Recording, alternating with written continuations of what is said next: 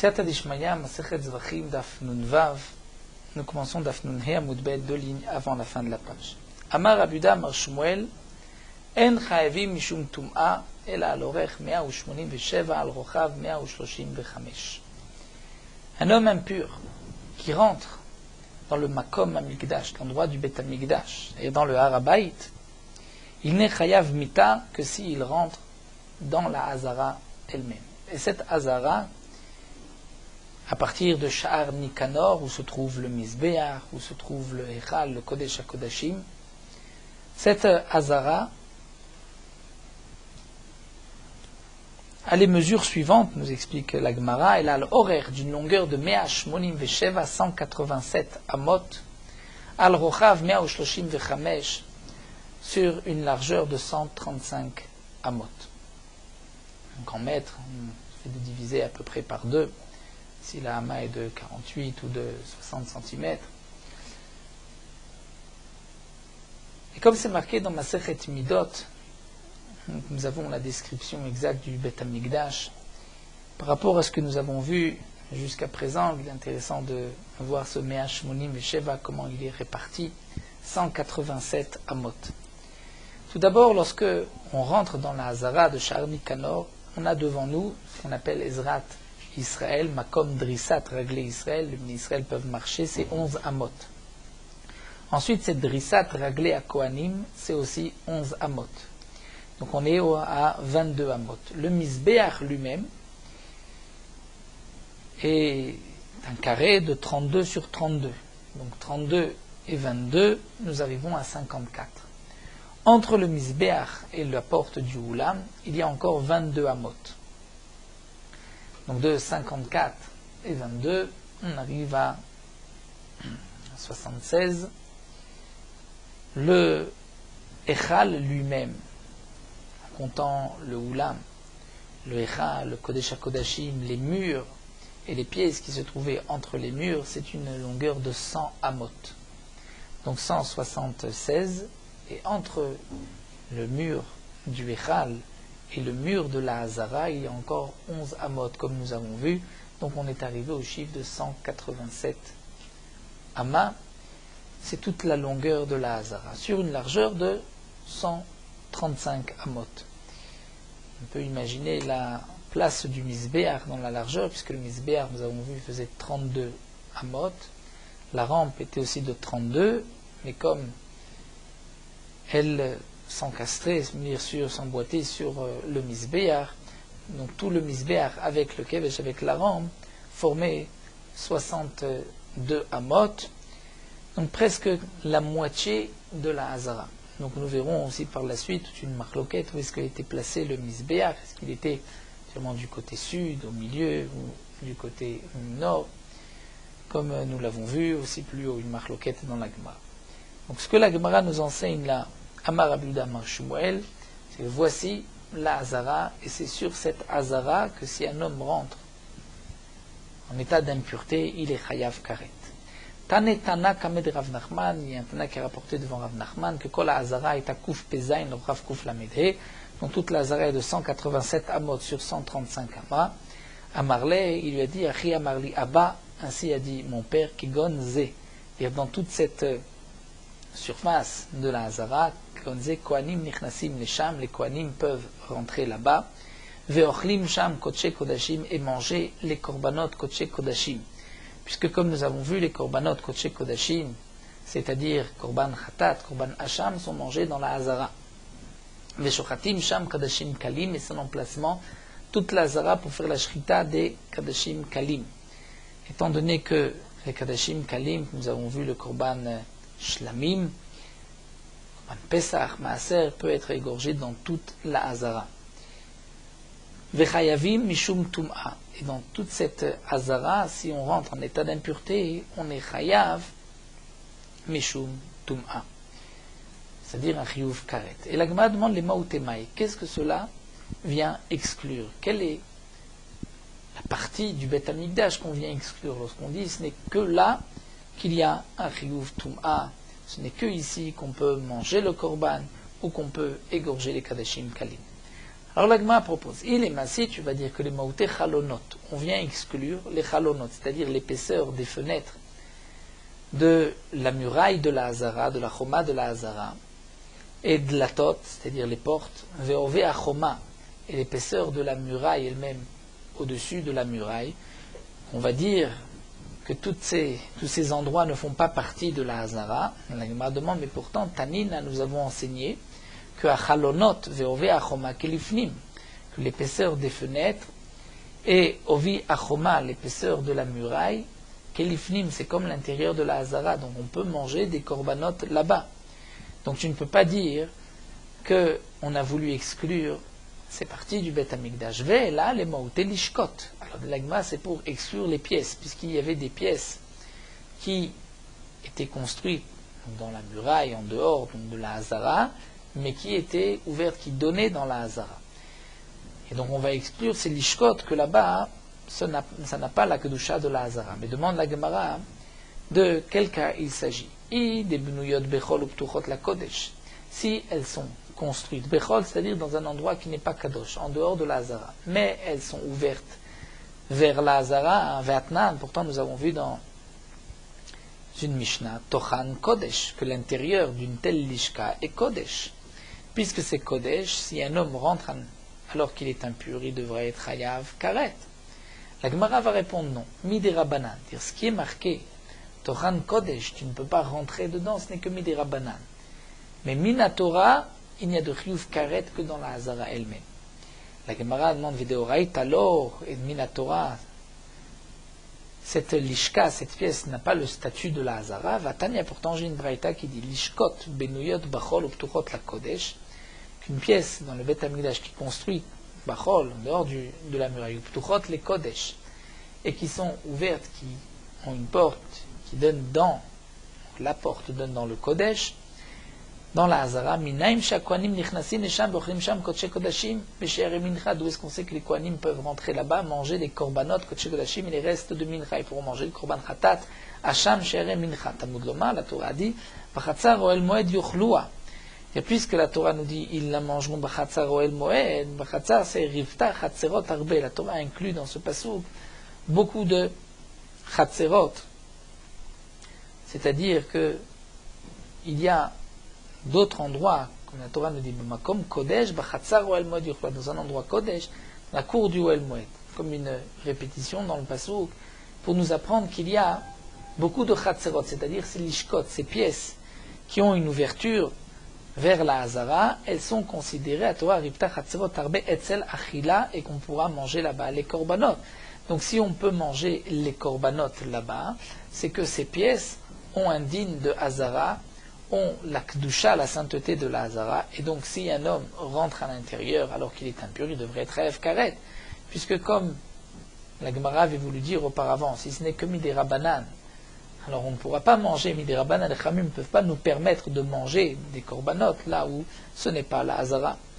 Donc Al-Kochar, on est obligé de dire que c'est considéré comme la Hazara. Amar Rava va dire oui, l'Achila Shani, ces lishkot sont considérés comme la Hazara pour pouvoir manger les korbanot.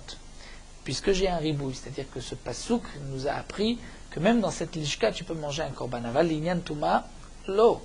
Et donc pour le reste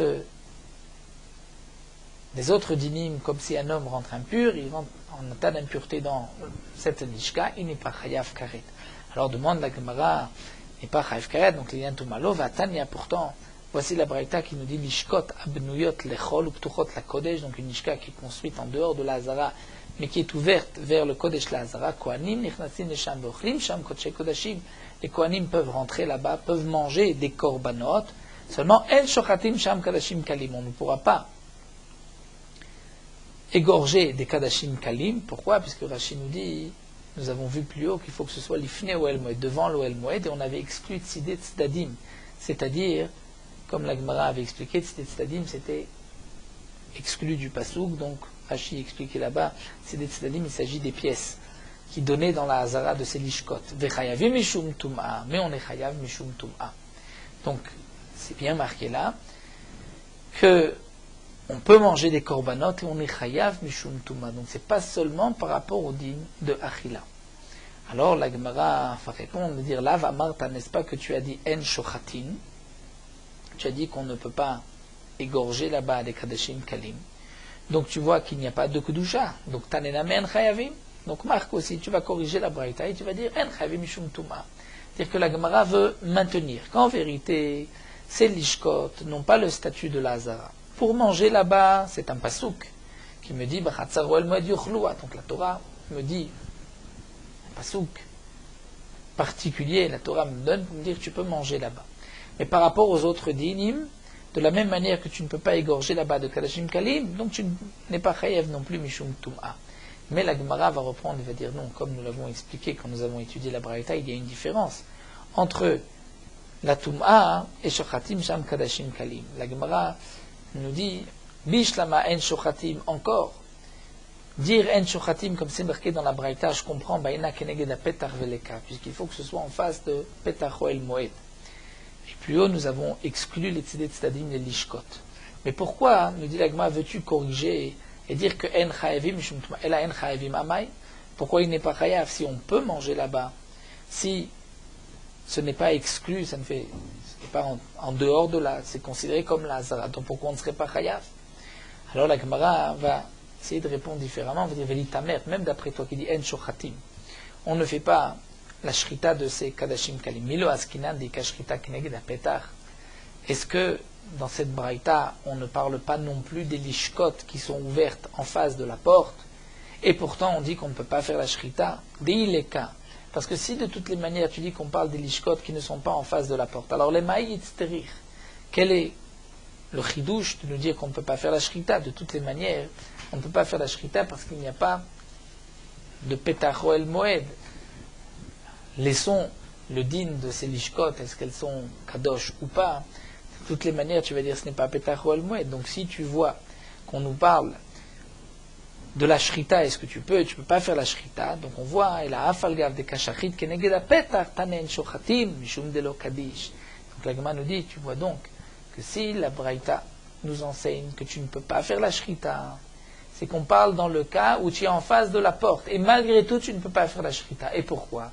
Parce que ce n'est pas Kodesh, c'est-à-dire ça n'a pas la Gdusha de la Hazara. Donc si c'est ainsi, c'est pour cela que je veux aussi corriger la Braïta et dire, non pas Chayavim Mishum Tuma, mais En Chayavim. Donc Tanena, mais En Chayavim, on n'est pas Chayav Mishum Tuma. Donc on va nous expliquer la Braïta de cette manière.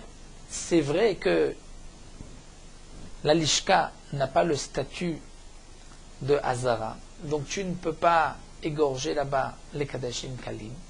Si on rentre dans cette lishka en état d'impureté, on n'est pas chayav karet, mais les achila, pour pouvoir manger là-bas, puisque c'est marqué qu'on peut manger, c'est parce que nous avons un pasouk, un ribouille. La Torah nous dit tu peux manger là-bas, même si ce n'est pas vraiment la gdusha de la Hazara. Alors la Gemara va revenir juste sur ce dernier point. Si tu interdis de faire la shrita. Pourquoi? Parce que ce n'est pas considéré comme la Hazara. Tu permets de manger. Pourquoi? Parce que j'ai un pasouk qui me dit, mes fourrages, on peut manger malgré tout. Alors demande l'agma velachila lo bainan keneged apetar. D'après le raisonnement, d'après ce que nous avons vu, on voit que pour manger les corbanotes, ce n'est pas nécessaire d'être en face de la porte. Vatania, mais pourtant Rabbi Yosef et Rabbi Yuda Omer Shne Pishpeshim Ayub Bet Achalifot, ce que nous avons vu plus haut, que d'après Rabbi Yosef et Rabbi Yuda, il y avait deux petites portes dans ce Bet Achalifot, c'est-à-dire cette partie du Oulam qui dépassait du Echal, et Govan Shmona qui était de 8, que dès l'Archir et Hazara, c'était marqué donc que ces portes servaient pour rendre cachère même cette partie de Hazara, l'Achilat Kodesh Kodashim, pour pouvoir manger des korbanot Kodesh Kodashim et les Shritat Kodashim Kalim, et pour pouvoir faire la Shrita de Kodashim Kalim. Donc on voit que même pour pouvoir manger des korbanot, il faut se trouver en face de la porte. Et plus haut, la Gemara, donc dans son raisonnement, nous avons vu que la Gemara ne tient pas compte de ce din-là pour la Achila. Pour la Achila, on n'est pas obligé d'être en face de la porte. Ici, on voit il faut être en face de la porte. La Gemara va répondre Amar Avena Sameh Mikan Achila. Donc il faut effacer de là le din de Achila, et ainsi nous n'avons pas de question. C'est-à-dire ce qui est marqué, qu'il fallait ces portes, la Achilat Kodesh Kodashim, on efface. Puisque pour la Achila, on n'a pas besoin d'être en face de la porte. Fait active, pourtant demande la Gemara, c'est marqué dans un pasouk Bachelou et Abassar, Petach Oel Moed Vesham Tochlu Oto. Vous allez faire cuire à la porte de Oel Moed et là-bas vous le mangerez. Donc il faut que ce soit Petach Oel Moed. La Gemara répond Katshe Sha'ane. Ce passouk est marqué à propos de Shmini la Melouim, du 8e jour de l'inauguration du Beth Amikdash. C'était un dîne particulier, les korbanot des Milouim. Là, effectivement, il fallait les manger en face de la porte de Petach Oel Moed, mais pour les Dorot, pour les générations, pour les korbanot, on doit manger dans la Hazara, même si on n'est pas en face du Petach Oel Moed. Donc la Gemara nous a enseigné donc ce premier dîne que nous avons vu de Rabbi Yehuda au nom de Shmuel. Le dîne de Toum'a, pour un homme qui rentre alors qu'il est impur, et le Chiyuv Karet, ce n'est que sur la Hazara elle-même, la Hazara proprement dite, qui est de 187 sur 135 amot. Donc c'est la Hazara, où se trouve aussi le Echal, le Kodesh HaKodashim. Mais avant cette Hazara, la partie appelée Ezrat Nashim, ça ne fait pas partie de la Hazara, même si c'était une partie de la construction du Beth Amikdash. Et donc il n'y a pas de Chiyuv Karet, ça a la même Kedusha que le Harabait. Bien sûr, il y a quand même une différence avec le Harabait, comme c'est marqué dans Sechet Kelim, les différentes Kedushot. Mais par rapport au dîne de Machane Shechina, Machane Levia, Ezrat Nashim fait partie du Harabait. Amar Rav Yitzchak bar Avoudimi. La Gemara poursuit avec une autre halakha. Rav Yitzchak bar Avoudimi nous dit Minaim ledam. D'où est-ce qu'on sait que le sang d'un korban, Shinifsal beshkiat chama, au coucher du soleil, ce sang est pasoul. C'est-à-dire, il est pasoul, on ne pourra pas, par la suite, le prendre et asperger le sang sur le misbéach. Chez Nehemar, puisque c'est marqué dans la Torah, Beyom akrivo et zifro yachel, le jour où tu vas sacrifier ton korban, yachel, tu pourras manger le korban. De là, j'apprends Beyom she'ata zové achata makriv, puisque c'est marqué Beyom akrivo et zifro, le jour où tu vas approcher ton sacrifice. La Torah utilise le terme de hakrivo et zifro pour nous dire le jour où tu es zover, où tu fais la shrita, c'est ce jour-là, tamakriv, où tu asperges le sang. Beyom she'ata zover achata makriv. Mais lorsque tu ne peux plus faire de shrita, tu ne peux plus, si c'est un autre jour, tu ne peux pas faire la zrika. Ce dîne que le sang est pasoul beshkiat achama, Rashi nous explique, bien sûr que la Gemara ne pense pas un instant asperger le sang après shkiat achama, puisque nous avons une halakha beyom tsavoto, de ce passage qu'on apprend le jour, beyom tsavoto et bnei Israël, kriv, les korbanot. De là on apprend que tous les korbanot se font le jour. Donc, asperger le sang la nuit, c'est de toutes les manières exclu. Ce que la Gemara veut nous dire ici, que le sang est pasoul, c'est-à-dire que même si je prends ce sang et que je le monte sur le misbéach, et nous avons une halakha, que la lena n'est pas moelet berosh à misbéach, c'est-à-dire au haut du misbéach, même si la nuit passe, ce qui se trouve sur le misbéach n'est pas pasoul, on pourra le brûler, on pourra le laisser. Donc j'aurais pu croire que le sang qui a été monté sur le misbéach et qui a passé la nuit, le lendemain matin, je peux le prendre et asperger sur le misbéach. Donc là, la Gemara vient nous dire non, ce sang est pasoul bishkiat achama à la tombée de la nuit au coucher du soleil. Tosfot nous explique que, surtout on n'est pas tout à fait d'accord avec l'explication de Rashi, et Tosfot nous donne un chidouche. Il nous dit que ce qui est marqué dans la Gemara shkiat achama, il s'agit de la shkiat achama, du coucher du soleil, qui est bien avant la sortie des étoiles. Puisque Tosfot nous rapporte la fameuse shita de Rabbeinu Tam, Masechet Shabbat, Masechet Psachim, où Rabbeinu Tam pense qu'il y a deux shkiat achama. Shkiat achama, c'est lorsque le soleil s'est caché de l'horizon, descendu, ça c'est shkiat achama.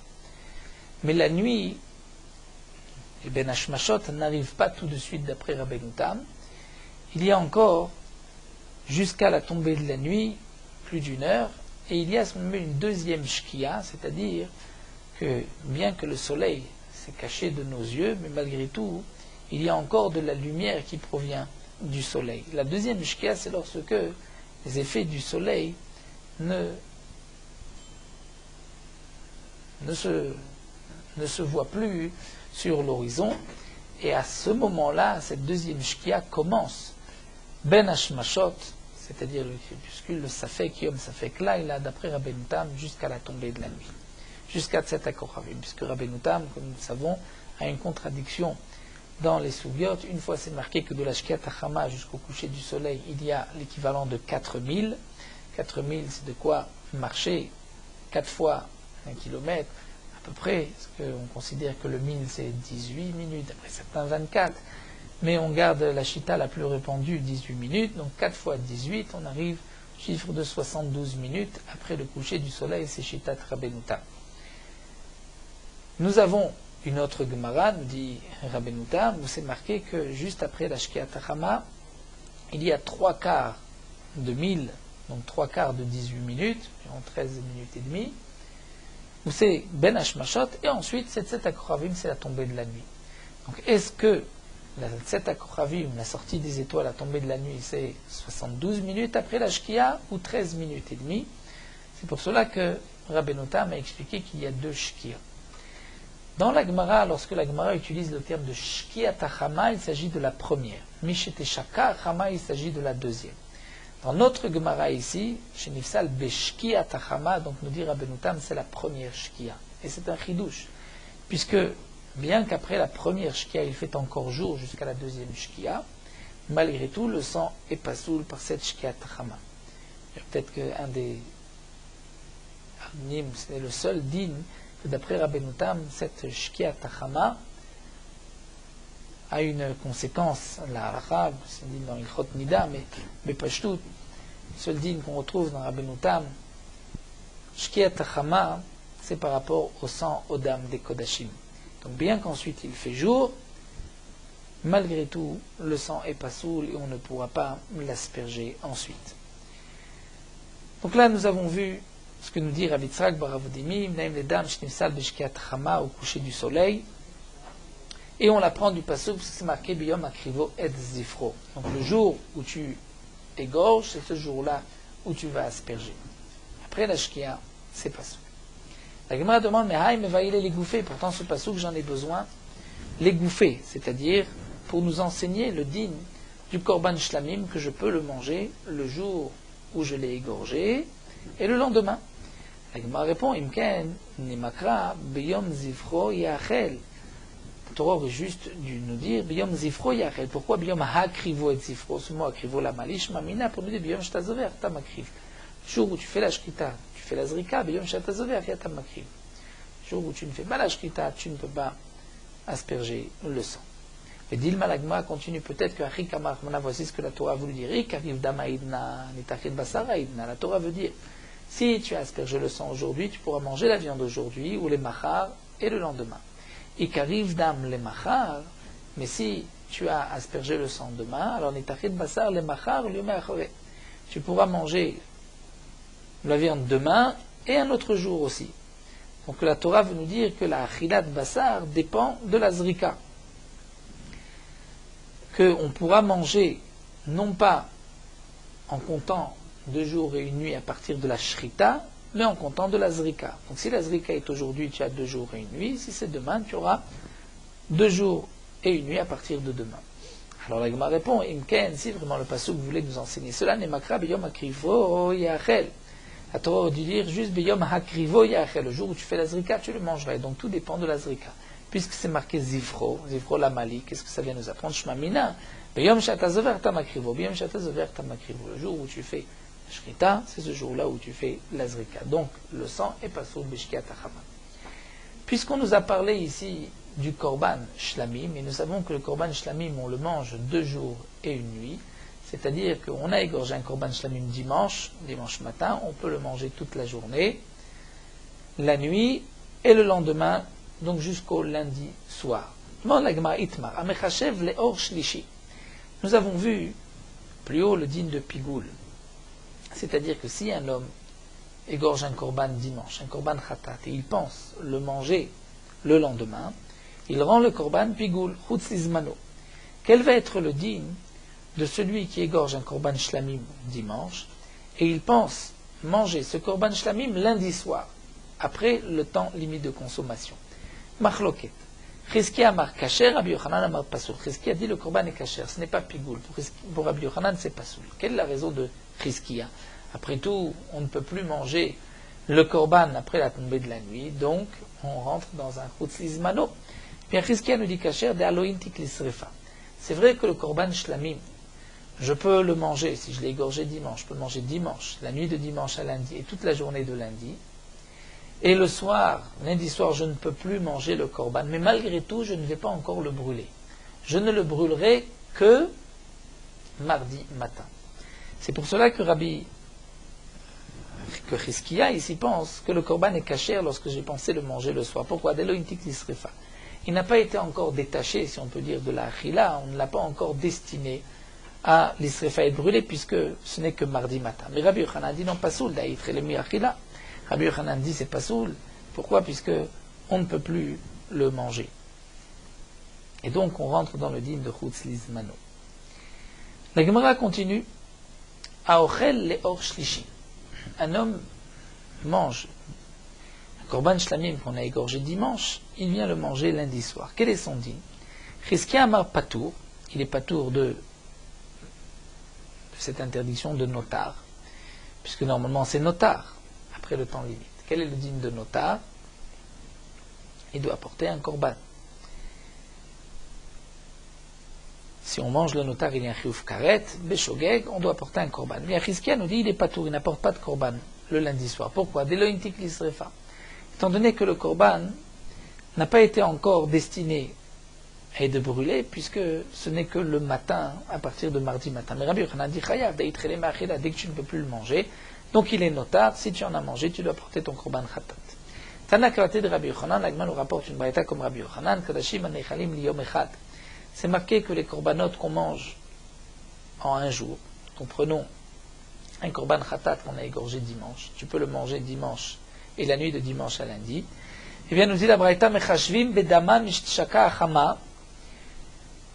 Si tu penses au moment de la shrita asperger le sang chutz lizmano, c'est quoi chutz lizmano du sang? C'est à partir de la tombée de la nuit. Bien que tu peux manger le korban la nuit, mais asperger le sang tu ne peux pas après la nuit, après la shkiat achama. Donc si tu as pensé asperger le sang à partir de la shkiat achama, le korban est pigoul. Donc mechashvim dama mishtshaka achama. Ou bipsaran ou beimorem, si tu as pensé manger la viande ou brûler les morceaux qu'on doit brûler sur le mizbeach chutz lizmano, c'est quand? C'est mishiadam ou dashachar, à partir du lever du matin. Puisque toute la nuit, on peut encore manger la viande, on peut encore brûler les morim. Kadashim anechalim nishnei yamim velayla echad, les korbanot comme shlamim qu'on peut manger 2 jours et 1 nuit. Tu l'as égorgé dimanche, tu peux le manger jusqu'à lundi soir. Mechashvin bedaman, si tu rends pigou le korban au moment de la shrita, tu penses asperger le sang après la tombée de la nuit de dimanche, c'est pigou, mishtchagarama, puisque le sang est passé à partir de shkiat chama. Ou bemoreem, les morim, on doit les brûler, on a toute la nuit seulement. Donc, Michel Hamoud Shachar, si tu penses les brûler après le lever du matin, c'est pigoul. Mais la viande, puisque tu peux en manger encore toute la journée, lorsque se termine la deuxième journée, à la tombée de la nuit, c'est là que ça devient pigoul. Donc, c'est comme ce que Rabbi Yochanan nous a dit. Lorsque tu as pensé, au moment de la shrita du korban shlamim le dimanche, tu as pensé manger ce korban lundi soir, le korban est pigoul. Tano Rabbanan. Yachol yeonechalim leor shlishi. La Gemara pose la question, est-ce que un korban shlamim peut être mangé lundi soir s'il a été égorgé dimanche? La Torah dit, nous avons 2 jours et 1 nuit, donc on va expliquer les psukim. Yachol yeonechalim leor shlishi, est-ce qu'on peut manger un korban shlamim qui a été égorgé dimanche? Est-ce qu'on peut le manger lundi soir? Vedinhu. Lechaora, c'est par une logique de kalvachomer, matzinu, qu'on pourrait dire que oui, puisque zvachim nechalim liyom echad. Ici c'est un mamatzin ou un binyanav. On voit qu'un korban est mangé en un jour, c'est le korban khatat hacham, et on voit qu'il y a des korban zvachim nechalim shlamim qui sont mangés pour 2 jours. Korban shlamim. Mas zvachim nechalim yom echad laila charem. De la même manière que le korban khatat et hacham, tu peux manger en un jour, et la nuit suit le jour, et donc tu peux manger aussi toute la nuit. Alors peut-être que le korban shlamim que tu manges pour 2 jours, peut-être que la nuit de lundi à mardi, la ilachrem suit le jour, et donc tu pourras manger aussi toute la nuit de lundi à mardi. Talmud Lomar, eh bien non. Vous dites avec moi. Dans la Torah, c'est marqué Vanota. Ad Yom. La Torah dit, est-ce qui restera Ad Yom Ashlishi, Vaesh Tisaref. De là, j'apprends Ad Yom, c'est-à-dire Be'od Yom Unechad. Tu ne peux le manger que lorsqu'il fait encore jour. Parce que la Torah nous dit Biyom Zifrachem Yachel ou Mimachorat. Tu pourras le manger le jour où tu l'as égorgé dimanche et le lendemain. Et ce qui restera jusqu'au soir, et donc Baesh Tisaref. Donc on est d'Oresh là, tu pourras manger. Et ce qui reste jusqu'au soir, tant qu'il fait jour, tu pourras manger. Mais après, tu ne pourras pas. Donc, Be'od Yom Unecha, lorsqu'il fait jour, V'necha l'Or Shlishi, mais lundi soir, tu ne pourras plus en manger. Alors, Yachol Yisaref Miyad. Est-ce qu'on va brûler le notar tout de suite, lundi soir? Dis-nous. On pourrait l'apprendre de Korban Chatat et Hacham. Zvach im nechalim li yom echad. Il y a des korbanot qu'on mange en un jour. Chatat Hacham. Zvach im nechalim mishnei yamim. Et il y a des korbanot qu'on mange en 2 jours. Ma zvachim anechem li yom echad. La même, il y a des korbanot qu'on mange en un jour. Tekef lachila srefa. Dès que tu ne peux plus le manger, tu vas le brûler, puisqu'un korban khatat, tu le manges toute la journée, toute la nuit, jusqu'à l'otashachar, sur des rabanan atratzot, mais minatora, jusqu'au lever du matin. Au lever du matin, c'est notar, tu dois le brûler. Donc on va dire aussi, avzvachim anechan mishne yamim, les korbanot que tu manges en 2 jours, tekef lachila srefa, dès que tu n'as plus le droit de les manger, donc srefa, il faut les brûler. Talmud Lomar, la Torah dit non, bayom ashlishi baesh yisaref. Coupe le pasouk, va notar ad yom hashlishi, baesh yisaref, c'est-à-dire le 3e jour. Non pas seulement ce qui est resté le 3e jour, mais bayom hashli, le 3e jour, le jour, tu le brûles. Bayom atasorfo vetasorfo balayla, donc tu ne brûles que le jour et pas la nuit. Donc nous avons vu le din du korban shlamim. On l'a égorgé dimanche, on peut le manger dimanche, la nuit de dimanche à lundi et toute la journée de lundi. Le soir, on ne pourra plus manger le korban, mais on ne le brûlera pas encore jusqu'au mardi matin. Et par rapport au din de Pigoul, donc nous avons vu une braïta comme Rabbi Yochanan, qu'on peut ensuite, donc, si on pense, on peut rendre le korban pigoul dès que on ne peut plus manger le korban, c'est-à-dire si on a pensé au moment de la shrita qu'on allait manger le korban lundi soir, on rend le korban pigoul. Nous allons commencer encore un petit peu quelques lignes de la Mishnah, la soulier suivante, Abechor va Maaser va Pesach. Il nous reste encore 3 korbanot. Le Bechor, lorsqu'un homme dans son troupeau a un premier-né, il doit le donner au Kohen, c'est un Bechor. Le Maaser, 1/10 de ses bêtes, des bêtes qui sont nées chaque année. On doit prélever 1 pour 10, et c'est un korban, Maaser Bema, et le korban Pesach. On le statue tous de Kadashim Kalim, donc par rapport à la Meila, que nous reverrons encore par la suite. Shritatan Bechol Makom Ba'azara, on pourra les égorger Bechol Makom, n'importe où dans la Hazara, Vedaman Taum Matana Achat. Et le sang de ces korbanot, on va le verser en une seule fois, ou Bilvat Shiten Keneged Yesod, ma condition que ce soit sur une partie du Misbeach où il y a un Yesod, comme nous l'avons vu, c'est-à-dire on exclut la partie sud et la partie est du Misbeach. Ce n'est pas marqué à propos de ces korbanot saviv, c'est marqué juste Damam Tizrok. Shina Be'achilatan, il y a quand même une différence, comment on va les manger. Bien qu'ils ont le même din dans la Shrita, dans la Haza'a, mais pour les manger, Abechor Nechal la Kohanim, n'est mangé que par les Kohanim, Amaaser est mangé les Kol Adam par tout homme, Venechalim Bechol Ha'ir, et ils sont mangés dans toute la ville de Yerushalayim, Bechol Ma'achal, comme on veut les manger, Bishne Yamim Velayla Echad, on a 2 jours et 1 nuit, comme les Korban Shlamim. Mais à Pesach, Enon Echal la Balayla ne se mange que la nuit, on ne pourra pas même pas manger le Korban Pesach le jour, que la nuit. Venon Echal la Tratzot, il n'est mangé que à Tratzot. Nous verrons dans la Gemara d'où on l'apprend. Venon Echal et la Limnouyav, il n'est mangé que par ceux qui se sont associés dans l'achat du Korban. Venon Echal la Tzali, il n'est mangé que grillé et pas bouilli, pas mevouchal, comme nous allons le voir. Mantana demande la Gemara qui est l'auteur de cette Mishnah, comme nous explique Rashi, puisque dans la Mishnah on voit qu'il n'y a de différence entre le Bechor, Maaser et Pessah que dans la manière où on mangeait des korbanot, mais comment on aspergeait le sang du korban, il n'y avait pas de différence. Et puisque à propos du Bechor, c'est marqué qu'on devait tizrok, une zrika, c'est-à-dire on s'éloignait du misbeach et on jetait le sang, donc c'est que pour le Maaser et le Pessah, on devait aussi le jeter de loin. Qui est l'auteur? Amar Afrizda, c'est Rabbi Yossé Aglili. Et Tanya, Rabbi Yossé Aglili a dit Chelbo lo neemar et la chelbam, Tamo lo neemar et la damam. À propos du Bechor, la Torah nous parle au pluriel. Pour Rabbi Yossé Aglili, ce pluriel vient nous enseigner, donc non pas le sang du premier-né de la vache, du premier-né de la brebis, du premier-né de la chèvre, mais le sang, limed al bechor ou maaser ou pesar, sheteunim matan damim vemurim negabe mizbeach. Donc on apprend de là que le bechor, le maaser, le pesar, on doit asperger le sang et brûler les murim sur le mizbeach.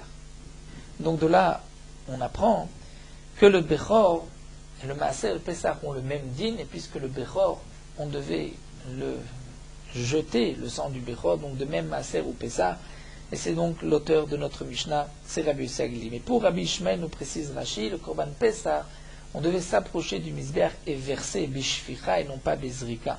Donc l'auteur de la Mishnah, c'est Rabbi Yossi Aglili, et ce n'est pas Rabbi Ishmael.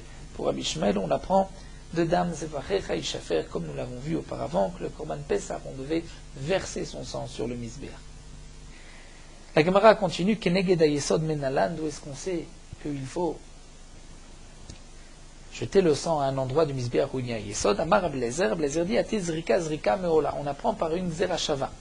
À propos du korban Ola, c'est marqué Zrika, Bechor, c'est marqué Zrika, de la même manière que là-bas c'est Yesod, donc ici aussi c'est Yesod. Veola Gufa Minalan, la Gemara, d'où est-ce qu'on sait que le korban Ola c'est Yesod? Dirti, puisque c'est marqué Yesod Mizbeach Aola. De là on apprend l'Imed al Ola Trovash Tuna Yesod, que le korban Ola, il faut le verser au Yesod. En vérité, Rashi nous dit que la Gemara plus haut nous avait appris pour Korban Ola d'un Kalvachomer, on avait été d'orège ce pasouk différemment, mais la Gemara rapporte ce pasouk.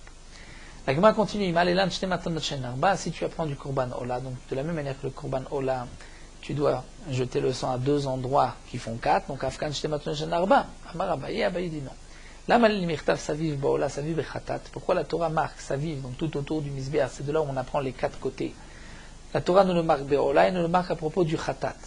Pourquoi la Torah le marque deux fois? Si vraiment on va apprendre d'un endroit pour tous les autres korbanot, donc la Torah n'avait pas besoin de répéter à chaque fois. Si la Torah le répète, c'est pour nous dire que ce sont deux psukim qui viennent dire la même chose qu'il faut tout autour du Mizbeach, et nous savons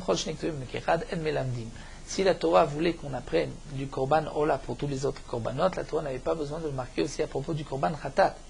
Donc si la Torah précise et Ola et Chatat, c'est pour nous dire seulement dans ces korbanot-là, là où la Torah précise Saviv, mais là où la Torah ne précise pas Saviv comme Bechor, Maaser ou Pesar, on ne va pas tout autour, ni à deux endroits qui font quatre, mais à un seul endroit. La Gemara termine Anicha le mandam aren melamdim. Cette réponse est valable d'après celui qui pense que lorsqu'il y a deux psukim qui disent la même chose, en melamdim, et d'après le mandam ar melamdim, lorsqu'il y a deux psukim maïka et memar, qu'est-ce qu'on répondra? La Gemara répond avec Hacham. Il y a aussi le korban Hacham où c'est marqué Saviv, donc ça nous fait trois psukim shlosha, et shlosha vadaï en melamdim. Nous savons que trois psukim qui disent la même chose, en melamdim, donc on ne peut pas apprendre du korban Ola sur les autres korbanot, et c'est donc pour cela que Maaser, Pesach et Bechor, on n'a pas besoin d'asperger tout autour ou à deux endroits qui font quatre, on asperge à un seul endroit. Et donc nous avons vu Machloket Rabbi Yossi Aglili et Rabbi Ishmael, est-ce que c'est Bezrika ou bien le Pesach Beshficha?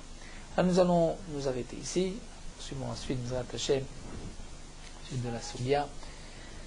Nous terminons sur Meorot HaHalacha Daf Nun Vav.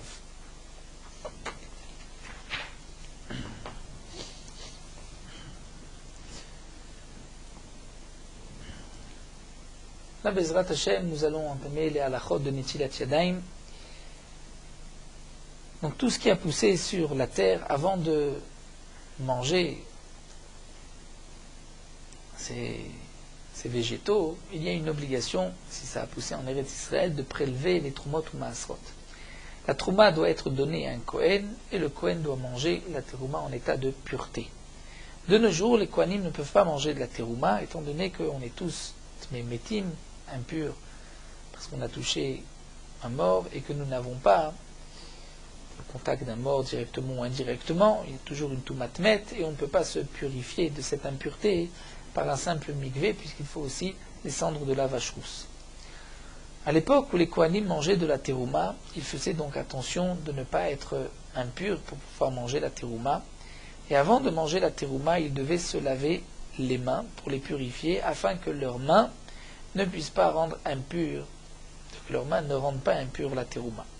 Même lorsque le Kohen savait que ses mains n'étaient pas impures, il devait se laver les mains avant de manger de la terouma. Les Khamim ont décrété que Yadayim, les mains, dire les mains Stam Yadaim, ont le statut de Sheni la Touma, sont comme le deuxième degré de Touma, comme si le Sheretz a touché un homme, il devient Rishon, quand on touche un aliment, il devient Sheni. Les mains, les Chachamim lui ont donné un statut leur ont donné un statut de Sheni, et donc, si on est Sheni, deuxième degré de Touma, et qu'on touche la Terouma, on rend pas soul la Terouma, puisque Shlishi est pas soul. Donc lorsque le Kohen se lavait les mains, il pouvait ensuite manger la Terouma. C'est pour cela que les Chachamim ont institué que on doit se laver les mains, Netilat Yadayim, avant de manger du pain, même si ce pain n'est pas Terouma. Il faut se laver les mains. Il y a deux raisons pour cela, qui est rapporté dans les poskim, pourquoi on a fait une takana même pour le pain choulin qui n'est pas Terouma, ou bien c'est un guéder pour la Terouma, chaque fois avant de manger du pain, on se lave les mains, donc les Kohanim aussi se laveront toujours les mains avant de manger de la Terouma, ça deviendra une habitude, ou pour une autre raison, comme nous allons le voir par la suite, c'est pour Nekiyot, c'est pour avoir les mains propres, et par Kedusha, par sainteté, comme nous l'expliquerons par la suite. C'est juste une petite introduction au dinim de Netilat Yadayim.